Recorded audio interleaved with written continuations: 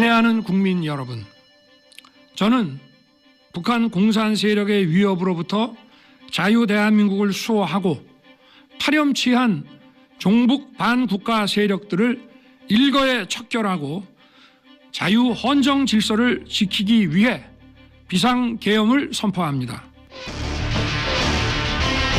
비상계엄 선포 이후 국회 정문 앞엔 시민들이 삼삼오오 모여들기 시작했습니다.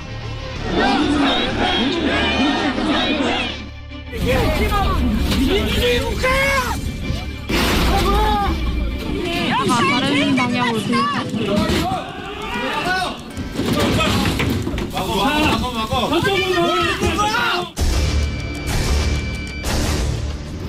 저도 지금 국회로 가는 길입니다. 비상계엄 해제 의결을 할 수 있도록 국민 여러분께서 힘을 보태 주십시오. 오늘 대통령이 비상계엄을 선포했습니다. 국민과 함께 자유민주주의를 지키겠습니다. 비상계엄을 반드시 막아내겠습니다. 재석 190인 중 찬성 191으로서 비상계엄 해제 요구 결의안은 가결되었음을 선포합니다.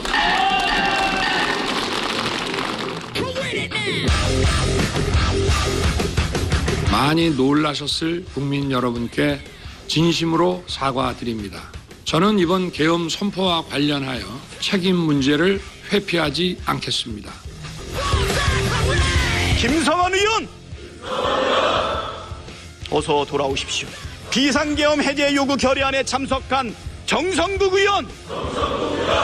어서 빨리 돌아오십시오. 추경호 의원! 추경호 의원! 어서 돌아오십시오. 민주주의를 말살하려는 윤석열은 반드시 파면되어야 합니다.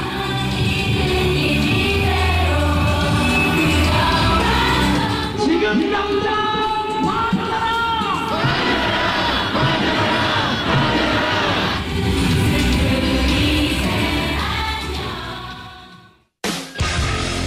지금 시각은 오전 11시 22분입니다. 주문 피청구인 대통령 윤석열을 파면한다.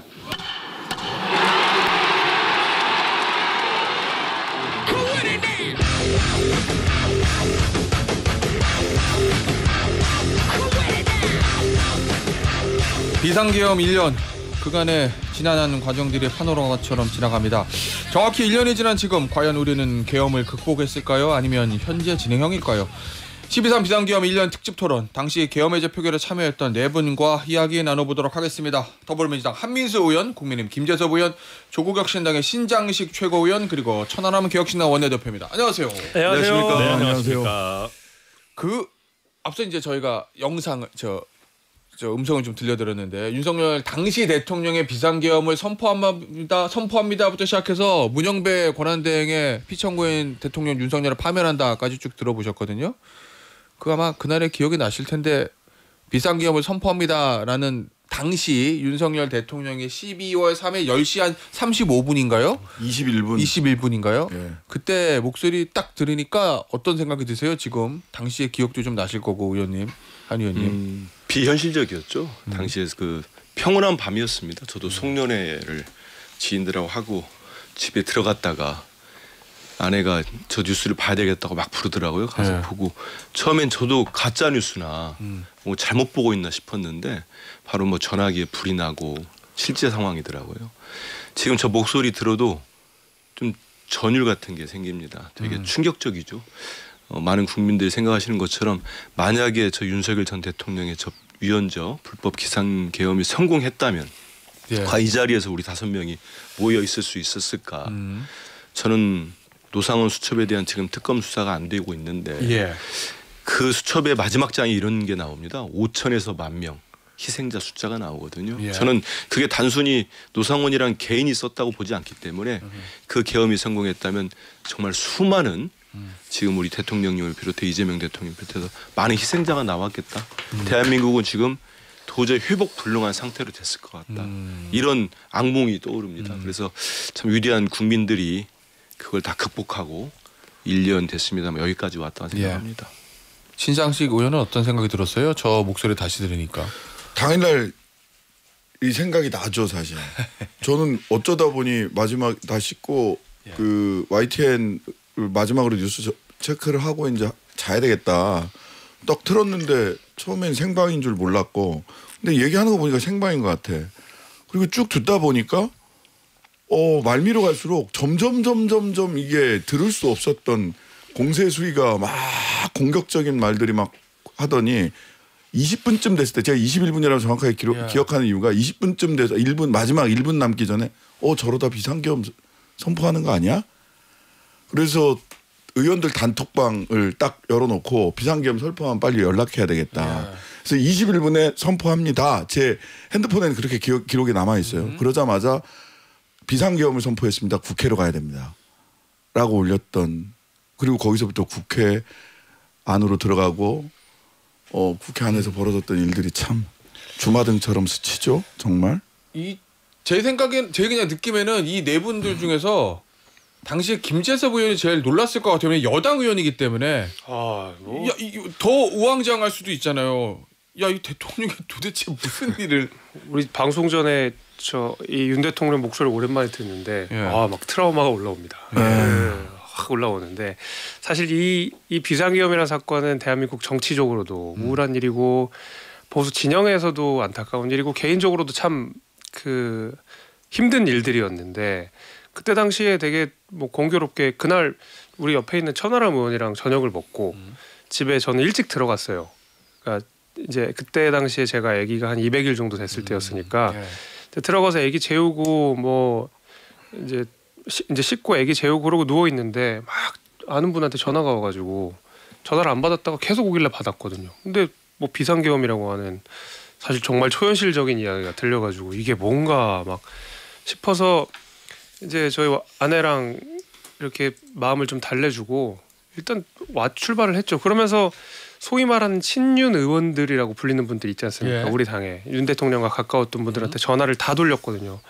이거 어떻게 된 겁니까, 의원님? 이거 어떻게 된 거예요? 물어봤는데 대통령의 의중을 알만한. 이게 무슨 일이에요? 물어봤더니 정말 아무도 모르더라고요. 나도 미치겠다. 돌아오는 대답은 이게 뭔 일인지 모르겠다. 알아보고 있는 중이다. 그때만 생각하면 끔찍하죠.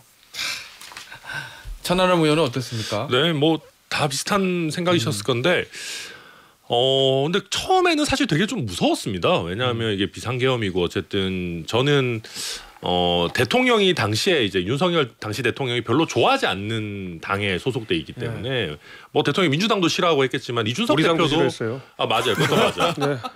누굴 좋아했는지 모르겠어요. 한동훈 당시 대표도 굉장히 김건희 싫어했고, 여사를 김건희 좋아하셨겠죠. 여사만 좋아하셨던 것 같고, 몇 명 찐윤들은 좋아했겠죠. 그렇지, 몇몇 찐윤들 정도만 좋아했던 것 같고, 저희 이준석 대표도 또 대통령과도 굉장히 안 좋았기 때문에 이거 처음에는 좀 무서웠죠 이게.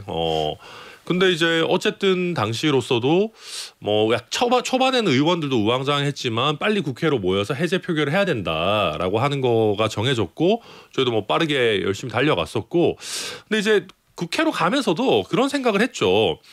지금 대한민국의 의식 수준에서 이런 비상계엄이 성공할 리는 없을 텐데, 근데 결국은 윤석열 대통령이 본인의 탄핵 탄핵 결정에 본인 스스로 도장을 찍는구나. 저는 국회로 이동하면서 그 생각을 했던, 윤석열 정부가 이대로 끝나겠구나라는 생각을 했던 게 저는 기억이 납니다. 해제되고 탄핵될 거다. 네.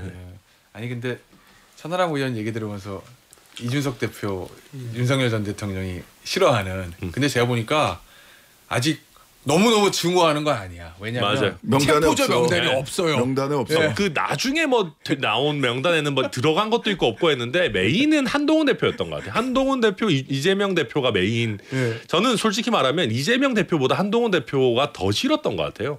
요즘 언론에서 나오는 거 보면 결국 한동훈 대표가 김건희 특검을 받을 것 같아서 그게 이제 최종적인 트리거가 됐다라는 보도들도 나오는데, 결국 그게 핵심, 김건희 여사를 지키겠다는 의사가 핵심 아니었나 싶긴 합니다. 윤석열 씨가 좋아하는 사람은 거의 없는 것 같고요. 이번 재판 과정에 보면은 당시 계엄을 모의했던 군 장성들에게도 이놈 저놈 하지 않습니까? 그러니까 그 윤석열 씨한테, 윤석열 전 대통령에게 좋아하는 사람 딱 한 사람, 부인밖에 없었다 생각합니다. 요즘은 전환길 모스탄 이런 분 있잖아요. 자기 편 들어준 틀리면은 바로 또 욕할 겁니다. 맞습니다. 아니 뭐 이놈 저놈하고 그 같이 소위 계엄을 모임했던 내란을 모의했던 그 장군들한테도 이놈 저놈 하는데 전환길은 선생님이고 하느님이 준 선물이고. 지금은 그럴 거예요. 지금. 아니 정말. 네, 아이고. 그 얘기 좀 해보죠. 사실 이재명 대통령한테 윤석열이 하느님이 준 선물 아닙니까 사실은? 거의 그렇죠. 뭐 거의 그런 수준 그러니까 대통령에 대한 거의 유일한 길을 만들어 주신 분이 그러니까 윤 대통령이니까. 그 역사가 증명했듯이 될 수밖에 없었던 상황이었죠.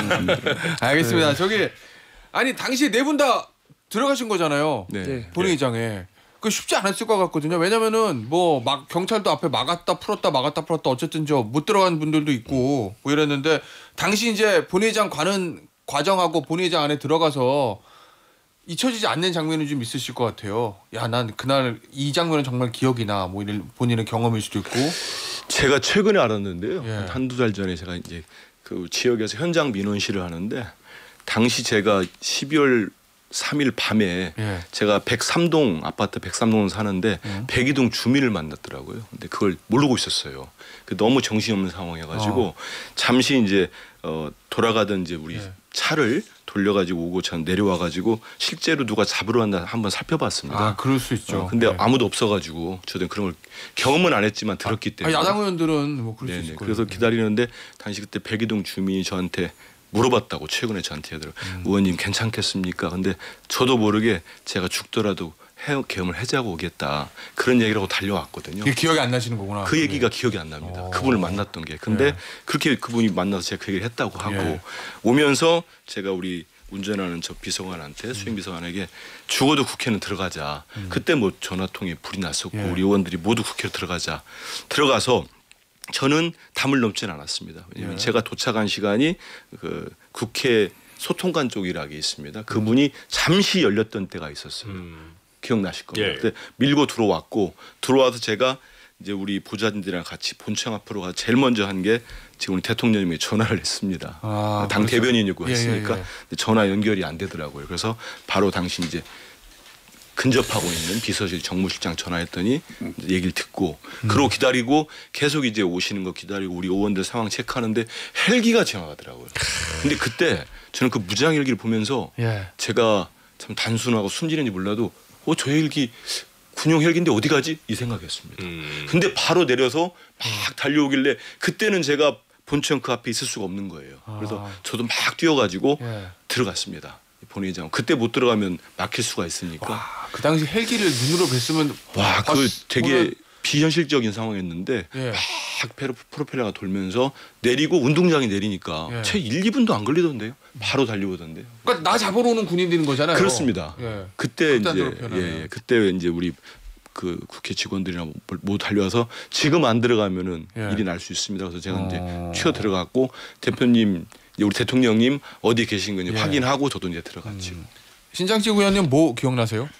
저는 그날 그 계엄을 선포합니다 하자마자 일단 짐을 쌌고요. 이거 하루 이틀에 끝날 게 아니다. 속옷하고 양말을 가방에 챙기고. 짐도 못 싸고 갔네. 네, 저 3층이거든요. 밑에 저는 당연히 군인이나 경찰이 와 있을 거라고 생각했어요. 그래서 이제 왔나 하고 이제 딱 봤고 그 다음에 내가 잡히더라도 실종되면 안 되겠다. 그러니까 사람이 있는 곳에서 끌려가더라도 끌려가야 되겠다. 난 당연히 끌려가고 뭐 고문 받을 거고 그다음에 뭐 죽을 수도 있다라는 생각을 계엄을 선포합니다 하는 순간 했기 때문에 경찰이 와 있나 안 있나 방에 경찰과 군인이 와 있나 안 와 있나 집 앞에 그거부터 살폈어요. 근데 안 와 있더라고. 그래서 빠르게 가방을 챙겨서 내가 잡혀가더라도 사람들 앞에서 잡혀가야 된다라는 생각 때문에 그 한 10시 반쯤에 우리 동네에서 제일 사람 많은 데가 어딜까를 순간 생각을 하고 별다방으로 뛰어갔습니다. 그럼 다 보죠 사람들이. 네, 그러니까 거기 사람 제일 많은 데로 일단 뛰어갔고 그 다음에 운전해주는 비서관님을 부를까 하다가 같이 또 사라질 수도 있는 거잖아요 중간에. 그래서 일부러 카카오 택시를 불렀어요. 그러면 누가 언제 어디서 불렀고 운행 기록이 남으니까. 치밀하시네. 치밀하시네. 아니 순간적으로 나는 잡혀갈 거다. 근데 잡혀가더라도 누군가에게 잡혀가는 게 기록으로 남기든 누군가의 눈에 증발되는 게 제일 위험한 거니까. 흔적을 남겨야 된다라는 생각으로. 그러고 이제 국회로 간 거예요. 그 이 민주당이랑 조국혁신당 의원들은 물리적으로 거리가 안 되는 분들 말고는 다 들어온 거잖아요. 다 들어왔죠. 근데 사실은 국민의힘은 18명 들어왔죠. 18명이죠. 108명 중에. 그렇죠. 김재섭 의원은 굉장히 소수파였어요. 그렇죠. 그죠? 근데 그 안에 장동혁 대표도 들어 있어요 지금. 네. 아, 그렇죠. 저러고 있는. 네. 그때는 뭐 친한 계셨으니까요. 네. 근데 그것도 수석 최고위원. 네.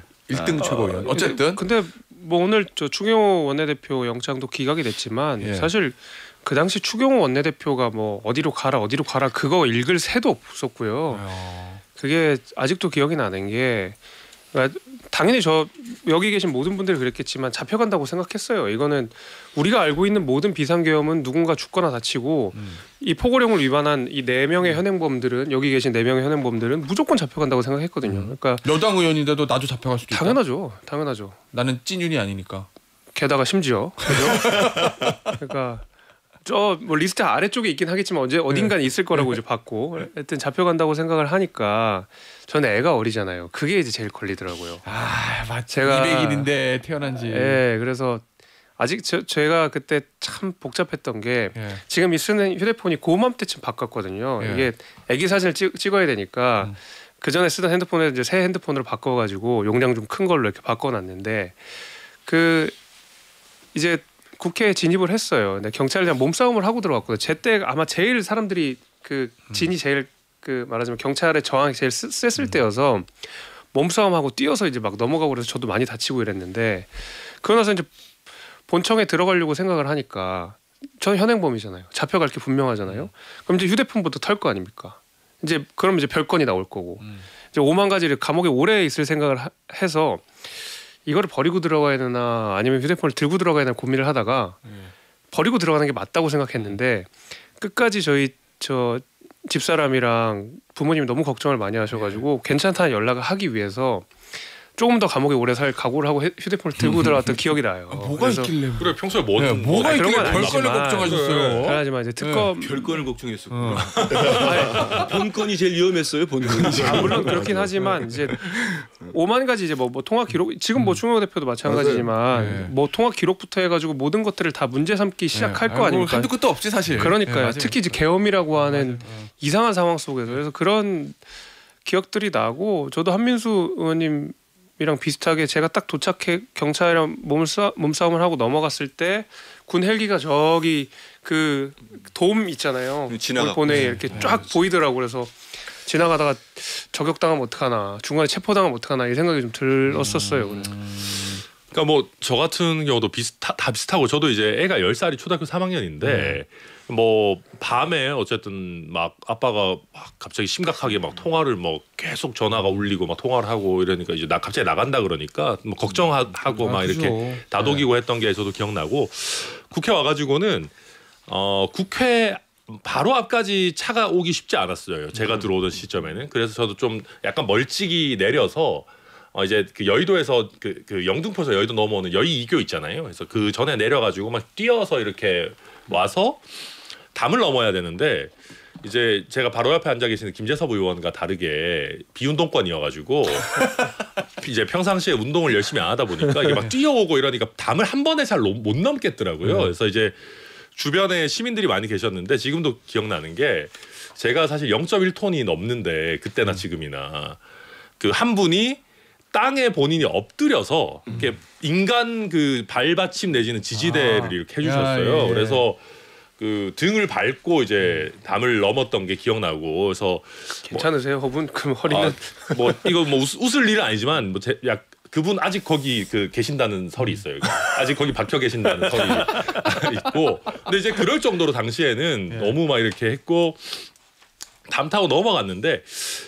이제 담을 넘으니까 경찰 2분이 저한테 뛰어왔었어요. 맞아, 그때 막 못 가게 잡았었어. 근데 경찰들도 그때 참 그 딜레마가 느껴지던 게 그 뛰어오는 분들한테 제가 또 그때는 되게 급박했으니까 막 되게 큰 소리로 나 의원인데 니네 이러면 큰일 난다 막 이렇게 하니까 또 그분들이 슬그머니 또 가시더라고요. 뭐 막 그래서 이제 제가 가고 있는데 이제 그 당시에 저는 조금 늦게 와서 군인들이 이미 진입을 해서 본관 앞에 이렇게 있는 상황이어서 제가 운 좋게 이제 국회에서 방호 담당하시는 공무원분이 저한테 지금 그렇게 지상으로 가시면 조금 위험할 수 있고 지하 통로로 가시는 게 좋겠다. 지금은 지하 통로에는 지금은 지하 통로에는 군인들이 당장은 없는 걸 본인들이 지금 확인했다. 그래서 지하로 가시라 해서 안내를 해주셔서 이렇게 무사히 들어왔지.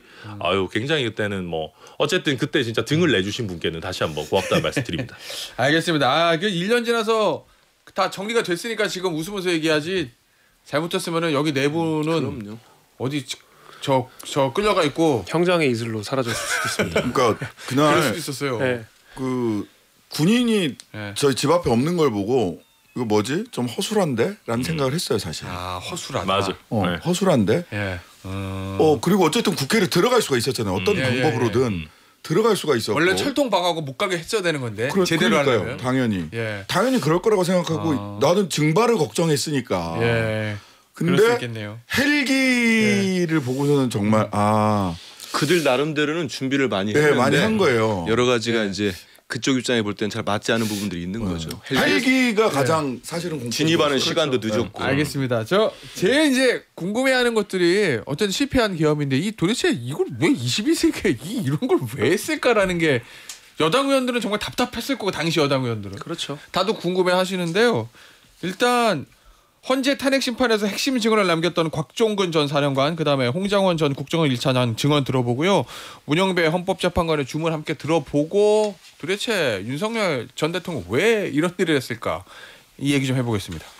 아직 의결 정족수가 채워지지 않은 것 같다. 빨리 국회 문을 부수고 들어가서 안에 있는 인원들을 밖으로 끄집어내라. 이번 기회에 싹 다 잡아들여 싹 다 정리해. 국정원에도 대공수사권을 줄 테니까 우선 방첩사를 도와 지원해 라는 취지로 말하였죠. 그렇게 기억합니다. 주문 피청구인 대통령 윤석열을 파면한다. 도대체 왜 했을까? 뭐 이제 겉으로 이제 윤석열 전 대통령 얘기한 거는 뭐 야당의 뭐 줄탄핵, 뭐 예산, 뭐 폭거, 뭐 이런 거였어요. 그 다음에 나중에 또 부정선거가 뭐 추가가 되기도 했었고, 어쨌든 야당 때문에 했다라는 게 이제 공식적으로 본인이 밝힌 거거든요. 헌재 재판 판결문에도 그런 뭐 야당의 얘기도 좀 있고. 그런데 실제로 보시기는 뭔 것 같아요? 역대 여야 관계가 평탄한 적도 있지만 순탄하지 않은 적이 많았거든요. 예. 그러면 역대 대통령들이 야당이 뭐 예산 반대하거나 뭐 누굴 탄핵 소추한다면 계엄한 사람이 있었습니까? 없었죠. 그렇기 때문에 그건 핑계죠. 사후에 만들어낸 핑계고 저는 부정선거도 그렇게 윤석열 전 대통령이 믿나 싶기도 해요. 결국은 저는 김건희 씨 때문이라고 봅니다. 왜냐하면 그 시점이 여러 가지가 있어요. 요즘도 드러나는 게 있는데 이미 국민들 다 아시는 명태균 게이트에서 명태균이 야당에 제보를 하겠다 황금폰 그게 12월 2일입니다. 전날이에요. 전날. 그리고 요즘 드러난 것 중에 하나가 도이치모터스 이런 거 다 무죄를 내렸던 검사들에 대해서 당시 야당이었던 우리 민주당과 조국혁 신당 모든 야당들이 탄핵을 하겠다. 그때 더 이상은 이걸 막을 수 없구나 이런 생각을 하지 않았나 싶어서요. 이건 그래서 대한민국을 완전히 이제 정말 수렁텅이에 몰아넣고 그 망치는 결정적 이유가 김건희다. 김건희 씨다. 그러면 저는 그럼 그 두 사람의 관계는 뭘까? 정말 많이 고민을 해보는데 이거는 정상적인 무슨 뭐 이렇게 그런 관계가 아니고 부부 관계가 아니고 아마 지배를 당하는 관계가 아니었을까 김건희 씨로부터. 가스라이팅 당한다고요? 여러 가지. 그럼 저는 예전에 이제 어떤 분이 그런 표현을 쓰셨는데 영적으로 포획된 상태. 저는 상당히 맞다고 생각합니다. 그런 얘기 했을 때 제가 차마 그 당시 민주당 대변이니까 밖에다 얘기를 못했습니다만은 여러 가지 과정들을 보면은 지금 보십시오. 어느 대통령 부인이 법무장관에게 문자로 뭐 지시하는 사람이 어디 있었습니까? 없죠. 그리고 계엄이라는 그 어마어마한 일을 벌이는 전날에 국정원장과 소통하고 그거는 대통령 부인이 할 일이 아니에요. 이건 보통의 대통령 더 위에 있는 사람이 하는 그런 거 보고 앞서서 얘기 중에 왜 그러면 실패했느냐 그중에 저는 본인 생각한 것 같아. 본인의 근태를 생각했을 때 대충 늦게 나오니까 도저히 민주당 의원들도 그때 계엄의 날 아무리 해도 그렇게 150명 금방 못 채운다. 군인이 이런 생각도 빠르지 했던 것 의원들이 같아요. 빠르겠어, 이거가? 그래서 그때 보고 무조건 들어가서 뭐 끄집어내 총을 쏴서라도 이 허황된 지시를 계속하는 겁니다. 그리고 우리 헌지에서 드러났지만 군경의 소극적인 임무 그 덕분이라는 표현을 헌법 재판관들이 하지 않습니까? 그리고 가장 중요한 거는 그걸 막으로 달려오셨던 우리 위대한 대한 국민들이 계셨다. 그렇게 생각합니다. 김재섭 의원은 왜 한 것 같아요, 대통령이? 윤 대통령은 그 공직자로서 지도자로서 갖춰야 될 그 교양이라고 해야 될까요? 자격이라고 해야 될까요? 이런 것이 부족했다는 게 대전제 아래에서 잘못된 현실 인식과 잘못된 처방을 한 거죠. 그러니까 잘못된 인식이라고 하면 부정선거의 망상에 사로잡혔던 것 같고요. 그러다 보니까 뭐 국회 말고 선관위도 뭐 이렇게 습격을 한 거 아닙니까? 그러니까 그런 잘못된 진단 그리고 잘못된 처방은 그가 가지고 있는 공권력을 어떤 사적 감정 내지는 잘못된 인식에 기반해서 남용했다는 거 아닙니까? 그것이 사실 이번 지난 계엄의 어떤 과정이었다고 보는데 그러니까 말씀하신 대로 저도 그 당시 여당 입장에서 민주당이 뭐 줄탄핵하고 뭐 앞서 뭐 탄핵 얘기하셨지만 이렇게 줄탄핵한 적은 없었거든요. 그건 당연히 답답하죠. 답답하고 화도 나고 예산도 마찬가지고 그렇긴 하지만 근데 그거를 계속 정치인으로서 내지는 대통령으로서 풀었어야 되는데 과거에 한 방으로 모든 것을 해결했던 그 말하자면 잘못된 검사로서의 스타 검사로서의 습관이 나와버린 것 같아요. 영장 한 방으로 모든 걸 해결할 수 있어 뭐 이런 거. 그러니까 이게 잘못된 거죠. 그러니까 제가 앞서서 정치인으로서의 기본적인 자질을 말씀드렸던 것이 원래 정치라는 게 한 번에 해결되는 것도 없고 100점이라는 게 없잖아요. 그러니까 최선을 선택하는 게 아니라 차악을 선택하는 게 정치인데 이분은 한 방으로 최선에 갈 수 있다고 생각하셨던 것 같아요. 그런 것들이 꼬이고 꼬여서 이런 정치사에 불행한 뭐 비극이 나오지 않았나. 천하람 의원도 김건희 여사 때문에 했을 거라고 보는 거죠. 네, 저도 그러고 있습니다. 저도 사실 저도 계엄 초창기에 막 이렇게 이제 막 할 때는 부정선거를 진짜 엄청 믿었나 이런 생각을 좀 하긴 했었어요. 왜냐하면 이제 뭐 유튜브 하시는 특히 약간 좀 그 빡센 유튜브 하시는 분들이 대통령이 내 유튜브 보면서 잠잔다더라. 그렇게 말하는 사람 좀 있었죠. 뭐 나를 엄청 좋아하고 뭐 할 때마다 뭐 나랑 상의한다 이런 분들이 있어서 잠을 안 잤을 것 같아요. 그래서 이제 뭐 실제로 그리고 뭐 몇몇 유튜브를 뭐 보면서 약간 잠드는 것 같은 그런 얘기도 나오고 주변에 그 유튜브를 많이 공유했었죠. 맞아요. 그리고 이제 저도 대통령실 어쨌든 아는 분들이 있는데 그분들도 유튜브를 굉장히 많이 보더라고요. 그러니까 이게 대화를 하려면 이게 어떻게 돌아가는지를 알아야 되니까 그래서 나보다 더 잘 알아. 그래서 이제 처음에는 그랬는데 근데 나중에 보면 볼수록 부정선거에 정말 그 정도로 심취해 있었으면 본인이 대통령직에 있을 때 더 열심히 그걸 파헤쳤을 수도 있는 거잖아요. 그렇지. 그러니까 선관위 사무총장도 본인 그 법대 동기인가? 되게 친한 분으로 보내놨고 했는데. 그럼 뒤질려면 그때 뒤질 수 있는. 그러니까 사무총장이 이제 사실은. 근데 그 사무총장님은 절대 부정선거 믿지 않아요. 그러니까 선관위 우리가 선거를 조금이라도 알면 부정선거가 말이 됩니까? 근데 이제. 그럼 본인이 정말 거기에 진심이었다면 3년 내내 뭔가 뒤졌어야지 사실은. 근데 오히려 그거는 본인이 계엄이 뜻대로 안 되고 막 어그러지고 하니까 본인 편이 필요해서 오히려 사후적으로 좀 짜맞춘 그런 역시 그런 어떤 정치적으로 이용하는. 그래서 저는 윤어게인 세력 분들도 좀 불쌍해요 그런 면에서. 윤석열이 그렇게까지 진심이 아니었던 것 같아. 그 윤어게인 세력을 믿고 있는 부정선거 무슨 뭐 공산 세력 이런 거. 그렇죠. 그러니까 전환길이든 뭐 이런 사람들하고 손잡는 것도 정치적인 이해관계로 잡는 거지 정말 진정성 있게 하는 것 같지 않다. 그래서 결국 핵심은 이러쿵저러쿵 해서 본인과 김건희 여사를 보호하는 것. 그거 외에는 저는 다른 동의는 없지 않았나. 네, 저 여기 잠깐만 첨언하면 그런 동의도 분명히 저는 사적 감정에 기반했다고도 생각을 하는데 부정선거는 믿었던 것 같은 게 뭐 믿긴 했던 것 같아요. 왜 그러냐면 그 당시만 해도 강서구청장 선거할 때만 해도 같은 당이었으니까 그 강서구청장 선거를 이긴다고 생각했다는 거 아니에요. 윤 대통령이 당시에 대통령실 보고를 받았고 강서구청 이긴다. 그러니까 사실 그런 전략들이 나오는 거 아닙니까? 근데 격차를 보니까 이거는 내가 보고받은 내용이 아닌데. 그리고 나서 총선이 치러진 거 아닙니까? 2024년에. 그 당시에도 대통령실에서 뭐 총선에 이번에 몇 승 압승을 하고 뭐 하고 이런 얘기들이 계속 있었는데 결과를 나와 보니까 뭐야 108석밖에 안 돼? 그럼 결론이 하나죠. 부정선거. 그러니까 그 전부터 부정선거에 심취했다는 이야기 듣긴 들었는데 윤석열 대통령이 된 이후에 그러니까 지방선거를 제외하고 치러졌던 두 번의 선거에서 참패를 했기 때문에 이게 윤석열 대통령의 세계관에서는 이해할 수 없는 일인 거죠. 부정선거 말고는. 뭐 왜 내란이 일어났느냐, 개엄을 했느냐, 내란을 일으켰냐 해서 사실은 이게 이제 오래된 정치학 이론 중에 하나인데 트레스홀드 이론이라고 문턱을 넘을 때는 뒤에서 미는 푸시 팩터 불가피함이 있는 거고 풀 팩터 앞에서 끄는 유인 요인이 있는 거예요. 정치학과 두 가지를 다 봐야 되는데 푸시 팩터는 확실히 그 뒤에서 미는 불가피한 요인은 부부가 같이 맞닥뜨리고 있는 사법 리스크가 분명히 있었다고 봐요. 그거를 해결하려고 굉장히 무리한 방법을 쓰다가 도저히 막을 수 없는 지경이 있으니까 불가피할 수밖에 없는 게 하나가 있는 거고 그다음에 풀 팩터는 뭐냐면 같은 얘기인데 지금 영어를 잠깐 있어 보이는데 학교 다닐 때 공부 열심히 안 하셨을 것 같은데. 그러니까 지금 똑같은 얘기인데 풀팩터 저도 비슷한 생각이니까. 아담 셰보르스키라는 학자가 얘기한 거예요. 아담 셰보르스키라고 하는 시카고 대학교 정치학과 교수가 하셨던 말씀인데 그걸 가지고 한국 정치를 다 분석을 하거든. 5.16도 그렇고. 근데 이제 풀팩터는 뭐냐, 그러니까 유인 요인은 뭐냐 하면 검사 윤석열이 가지고 있는 낮은 자존감에 기반한 권력 집착이에요. 계속 가지고 싶었던 거예요. 이 권력 되게 좋거든.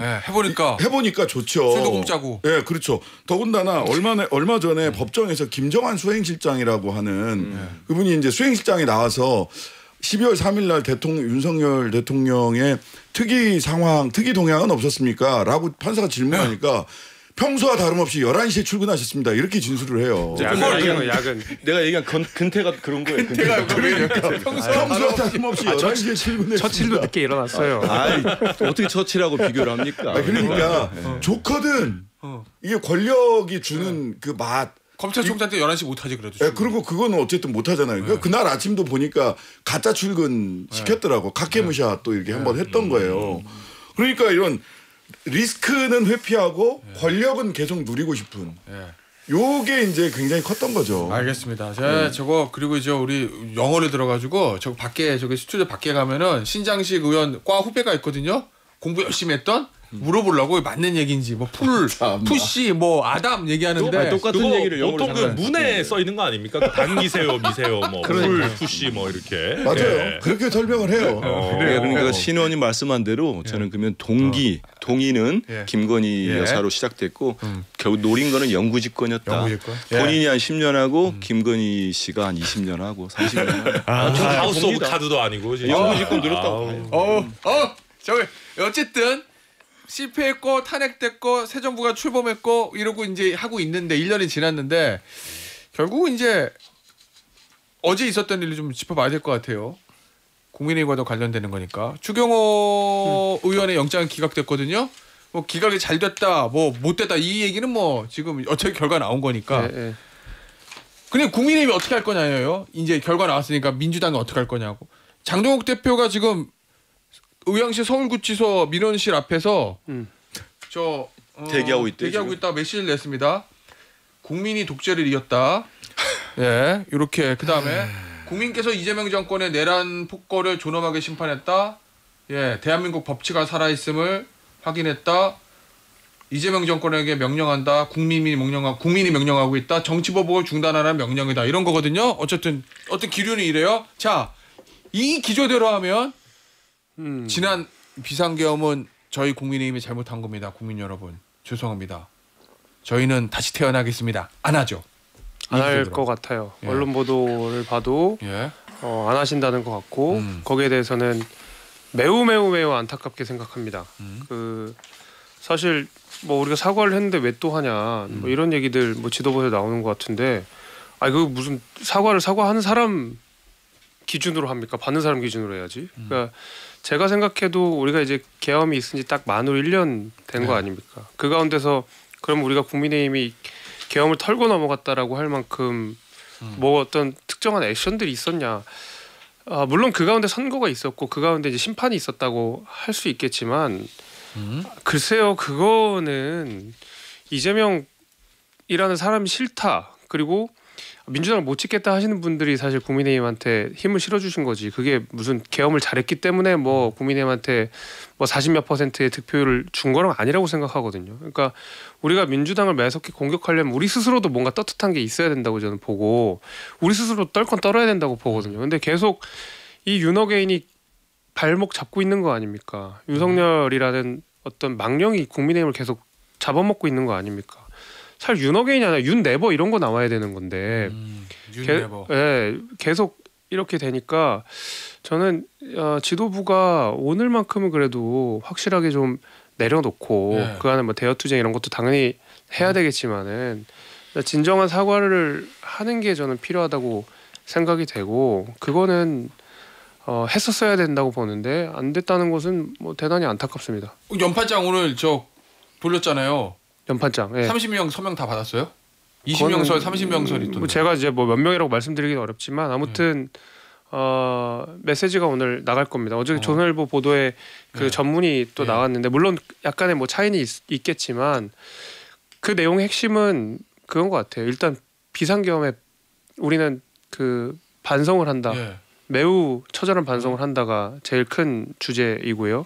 그다음에 재창당 수준의 혁신을 하겠다인 거고 이런 어떤 선언에서 그치는 것이 아니라 재창당 수준의 혁신이라고 하는 것은 오늘 선언하고 끝 이게 아니잖아요. 앞으로 끊임없이 당의 구심점으로서 플랫폼을 만들겠다. 개혁의 플랫폼을 만들겠다라는 선언이기 때문에 저는 뭐 20명이든 30명이든 몇 명이 되는지 간에 그 규모 있는 의원들이 그러니까 원내 교섭단체 이상의 수가 되는 의원들이 개혁의 목소리와 그다음에 지도가 반대되는 목소리를 냈다는 것 자체에 큰 의미를 두고 있습니다. 알겠습니다. 자, 민주당의 행보인데 앞으로 어떻게 할 것인지 오늘 지금 방금 또 나왔어요. 민주당의 박수현 수석 대변인의 알고 있습니다. 조희대 사법부는 국민의 내란 청산과 헌정질서 회복에 대한 바람을 철저히 짓밟고 있다.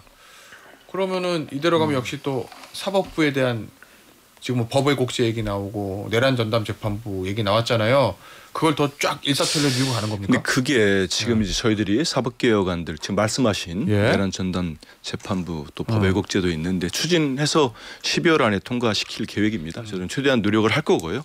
근데 그게 저희 민주당만의 생각이라면 저는 지금의 여론 각종 여론조사에 나오는 대통령님이나 우리 당에 대한 국민적 지지가 그렇게 높게 나올 수 없다고 봅니다.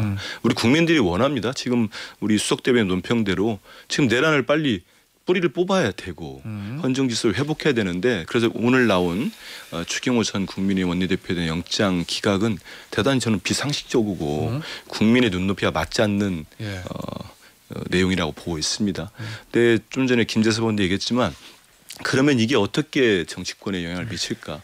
저는 딱 추경호 전 원내대표 오늘 날도 되게 추운데 그 한 사람 외에 전 국민의힘 의원들이나 그 안에 있는 구성원들에게는 모두 아주 안 좋은 영향을 미칠 것 같아요. 왜요? 왜냐하면 장당 그 장동혁 대표의 워딩을 한번 보십시오. 이제는 윤석열과 김건희 부부의 늪에서 벗어날 방법이 저는 6월 지방선거 전까지 없을 거라고 봅니다. 더 강하게 나갈 거다. 당연하죠. 이렇게 나가면 지금 나오지 않습니까? 내란이라는 국민적 평가 그리고 추경호 원내대표 본인은 아니라고 하지만 우리 국민들 판단은 이미 당시에 국민의힘 의원들이 국회에서 당으로 당에서 국회로 여러 차례 4번이나 바꾸면서 계엄 해제 의결에 방해했다. 국민의힘 의원들이 특검 가서 진술까지 했다는 거 아닙니까? 언론 보도를 통하면. 그런 상황에서 지금 장동혁 대표는 아예 단절이 아니라 지금 뭐 한 이재명 정부에 대해서 독재라고 얘기하면 거기에 수많은 사람들이 윤호개인 세력 말고 누가 있겠습니까? 그래서 이렇게 가면은 도저히 돌아오지 못할 강을 건너가는 것 같고 사과는 시혜가 아닙니다. 아까 얘기 나온 것처럼 국민들이 받아들일 때까지 사과하고 석고대하는 게 맞아요. 그러니까 저도 이게 이제 뭐 법리상 뭐 따질 자리는 아니니까.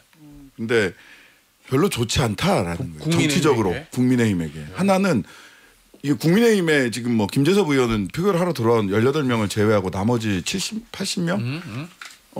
나머지 80명은 본인이 각자 알아서 표결에 참여하지 않았다가 되는 거잖아요. 당 지도부의 지시를 받아서 표결에 참여하지 않았다 그러면 아 그럴 수밖에 없었어요라고 변명할 거리가 생기는데 그냥 각자의 판단이 그냥 집합적으로 80명이 각자 표결에 참여하지 않은 거야. 90명이 김재섭 의원 같은 18명 빼놓고는. 그러면 이제 다음 지방선거나 총선 때 그럼 넌 네가 알아서 표결 참여 안 했네? 라는 국민들의 지탄의 대상이 되니까 그러니까 핑계거리가 없어졌어요. 국내의힘 의원들이 전부 다 핑계거리 없이 그냥 전면에 노출된 거예요. 정치적으로. 그리고 장동혁 대표 이렇게 나오고 하는데 저는 이 장동혁 대표 체제가 내년 지방선거까지 이대로 갈 수 있나? 라는 저는 의문이 들어요. 왜냐하면 박형준 부산시장 보세요. 사과해야 된다고 얘기하잖아. 당장 부울경이 흔들린단 말이에요. 그러면 당장 국민들한테 표를 얻어야 되는 지방자치단체장 후보들이 광역단체장 서울시장 후보 그다음에 부산시장 후보 이런 분들이 장동혁 대표의 메시지를 가슴에 뒤에다 어깨에다가 막 다 등에 이고 지고 유권자들 만나러 갈 수 있어요? 못 하거든요. 근데 그대로 문제는 뭐냐면 장동혁 대표가 현재 지금 우리 연판장 돌리고 하던 분들이 정치적으로 정말 큰 결심을 하기 전에는 장동혁 대표가 물러가면 제2의 장동혁이 다시 등장할 것 같은 지금 국힘 내 분위기라는 거죠. 굉장히 좀 별로 이게 좋은 영향이 아닌 것 같아. 정치적으로. 알겠습니다. 그러니까 이게 정상적인 국민의힘 당대표였으면 이게 나름대로 도움이 될 수 있어요. 예컨대 그러니까 특검이 무리한 어쨌든 영장을 청구했고 이거는 뭐 사실 제가 봐도 조금 뭐 체포 동의서 봤을 때 증거가 좀 없긴 했어요. 그래서 어쨌든 법리적인 판단에서 쉽지 않은 면들이 있었을 것 같은데 어쨌든 뭐 그와 별개로 그럼에도 불구하고 여기서 법원의 결정은 나왔지만 정치적으로 우리가 정말 잘못했다. 이게 법적으로 추경호 의원이 잡혀갈 문제인지를 떠나서 그럼 여기서 오히려 법원이 한번 이렇게 약간 열어줬을 때 이걸 기회를 가지고 정치적으로 저희가 너무 잘못했습니다. 여기서 국민들께 사죄드리고 다만 더불어민주당이 앞으로 폭주하는 거를 좀 같이 막아주십시오. 라는 정치적 메시지가 나온다면 이거는 나름대로 호재일 수 있어요. 그런데 앞서서 세 분이 말씀했듯이 되게 기고만장한 메시지들이 나올 거란 말이에요. 방금도 나왔지만 뭐 민주당이 독재해서 뭐 하는데 뭐 우리가 오히려 뭐 마치 투사처럼 싸우고 있고 우리는 옳다 이런 식으로 나오면 당연히 정치적으로는 국민들이 국민의힘과 장동혁 대표를 비난할 수밖에 없죠. 그러면 뭐 그렇게 되면 당연히 아까도 말씀하셨지만 아마 2018년 지방선거 때처럼 단체장 후보들이 장동혁 대표가 지원 유세 온다 그러면 오지 말라 그럴 겁니다. 알겠습니다. 야 1분 30초씩 여당하고 제1야당한테 기회를 드릴게요. 내란 극복을 위해서 뭘 해야 되는지. 먼저 하시죠. 제가 먼저 할까요? 10초.